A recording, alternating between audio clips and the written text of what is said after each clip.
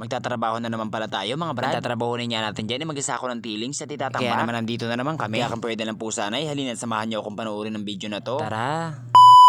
Inagahan ko na rin nga pala ang pag-ising. At napakaganda nga rin pala ng panahon ng mga araw na yan. Yun na ang lahat ay galing sa iyo, Papa G. Nagmotor na nga lang din pala kami dyan pataas ng bundok. Kasi napakalayo niya mga brad. Gumayak na rin nga pala kami dyan ng mga gagamitin namin. Simula na rin nga pala kami magtrabaho dyan mga brad. Pagtatrabaho na kasi natin dyan mag-isa ako ng Tillings at ikakarga. Kaya nga nang dumating na yung truck na aming paglalagyan ay nagsimula na rin kami magpasan dyan. Alam niyo ba mga brad? Isa ang trabaho ngayon sa may mga pinakamabigat na trabaho dito sa probinsya ng Camarines Norte. Literal na may bigat. Yung ibang Tillings ay tumitimbang na ng may git 100. Ikaw naman ay namamasan at tumitimbang ka lang ng 60 mahigit. Kaya halos nasa kalahati lang ang timbang mo sa pinapasan mo. Nasa bigat na yan ay pwede kang mapilain o magkaluslos.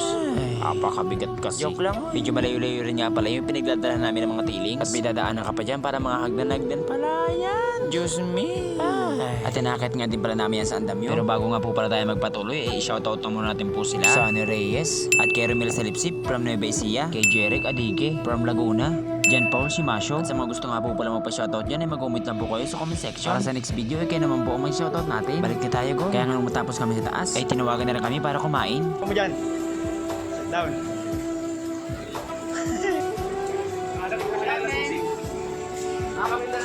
Cash out. Ito ka po pala.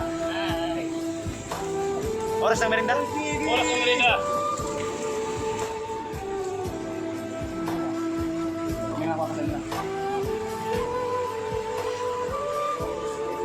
Pagkatapos nga namin magpahilan ay nagsimula na rin agad kami. At dahil tapos na nga dun sa taas ay dito naman kami sa baba nagsako. So may gusto nga po ba naman pahakat dyan ng Tillings o magpahuli ay mag-comment lang po kayo dyan sa comment section. At tatrabahunin po natin yan. Walang ganun bra. Balik tayo go. Diretso nga lang sila dyan sa pagpasaan. Yung Tillings na hinakot namin yan ay bumilang din yan halos na sa 500 megit. Kaya nung matapos na nga yung huling biyahe ng truck ay nagbaba na rin kami ng para makuha natin yung perang pinagpagkulat natin. Kung nga sakto naman nagpapartihan. At ito nga po pala yung kabuuang perang trabaho namin dyan. Siguro hanggang dito na nga lang muna tayo mga bra. Kung nakarating nga po pala kayo sa dulong bahagi ng video na to ay maraming salamat po sa panonood nyo. Paalam!